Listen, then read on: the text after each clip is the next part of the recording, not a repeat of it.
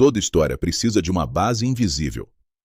Antes de qualquer forma bonita aparecer, existe uma linha silenciosa segurando tudo, a quilha. Se a base entorta, o resto sofre. Quando a coluna principal não está reta, o casco inteiro sente. É assim com a madeira, é assim com a vida. Alinhar a quilha é como alinhar o coração.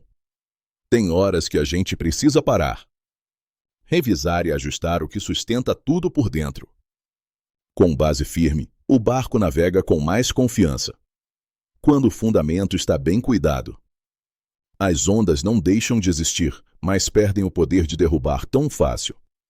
Gostou? Inscreva-se no canal.